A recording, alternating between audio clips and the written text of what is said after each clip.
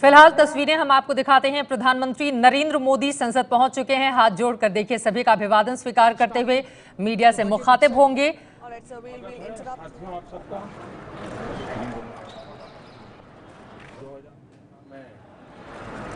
संसद का आज सत्र आरंभ हो रहा है। राष्ट्रपति जी का उद्बोधन, बजट और काफी लंबे समय तक सत्र के दरमियान अनेक विषयों पर संवाद। पिछले दिनों सभी राजनीतिक दलों के साथ व्यक्तिगत रूप से लगातार चर्चा हुई है। सत्र का सर्वाधिक उपयोग जनहित के लिए हो, सार्थक चर्चा हो,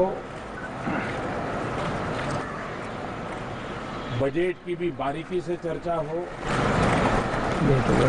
पहली बार बजट 1 फरवरी को हो रहा है। आप सबको स्मरण होगा, हमारे देश में पहले बजट शाम को 5 बजे प्रस्तुत किया जाता था। जब अटल जी की सरकार थी तब से उसे समय परिवर्तित करके सुबह सदन प्रारंभ होते ही बजट शुरू हुआ। आज एक और नई परंपरा का प्रारंभ हो रहा है। एक तो बजट करीब 1 महीने पहले आ रहा है। दूसरा, इसके साथ रेल बजट भी जोड़ दिया गया है। इस सदन में इस पर व्यापक चर्चा होगी और उससे आने वाले दिनों में क्या लाभ होने वाले हैं, ये भी मुखर होकर के आएगा। मैं सभी राजनीतिक दलों से मेरा विश्वास है कि वे इस बार सदन को उत्तम चर्चा के साथ जनहित के काम को आगे बढ़ाने में उपयोग करेंगे। बहुत बहुत धन्यवाद। नरेंद्र मोदी को आप सीधे सुन रहे थे। संसद भवन वो पहुंच चुके हैं। उन्होंने उम्मीद जताई है कि विपक्ष पूरा सहयोग करेगा और जनहित के मुद्दों पर हम चर्चा करेंगे। बजट सत्र शुरू होने के ठीक पहले प्रधानमंत्री मोदी की ओर से कहा गया है, सत्र का उपयोग जनहित के लिए हो।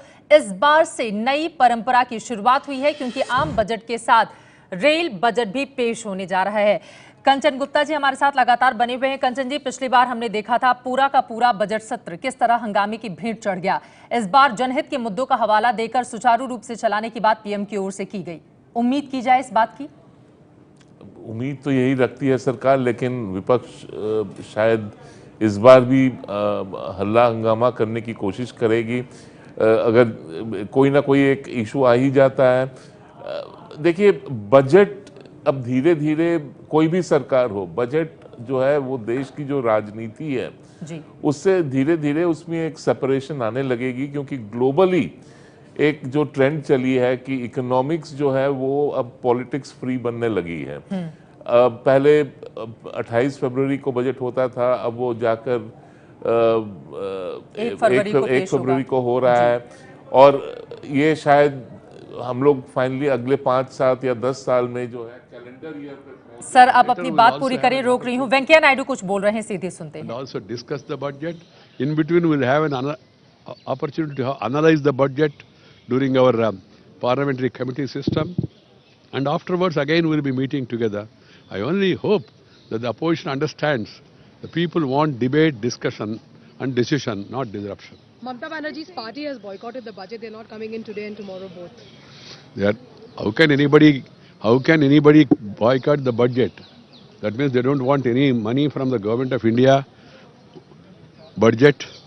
They may be boycotting the budget speech, and they must be in a position to explain the reasons. And I hope that they revise their decision and be present in the House, because every state, every party is part of the parliament, and parliamentary democracy becomes successful if everybody participate and everybody will get the benefit. Venkaiah Naidu को आप सुन रहे थे। उनकी ओर से उम्मीद जताई गई कि विपक्ष सदन को चलने देगा। हालांकि ममता बनर्जी के सभी सांसदों ने बजट के भाषण का बायकॉट करने की बात कही है, तो उन्होंने कहा है कि हम उम्मीद करते हैं कि अपने फैसले पर पुनर्विचार जरूर किया जाएगा। आपको बता दें कि ममता बनर्जी के कुल 32 सांसद हैं जो इस बजट सत्र में शामिल नहीं होंगे, क्योंकि वजह जो है, बड़ी वजह यह है क्योंकि उनके 2 सांसदों की हुई है गिरफ्तारी, जिससे ममता बनर्जी नाराज हैं। और नोटबंदी के मुद्दे पर भी हमने देखा था उनकी ओर से जमकर किया गया था हंगामा।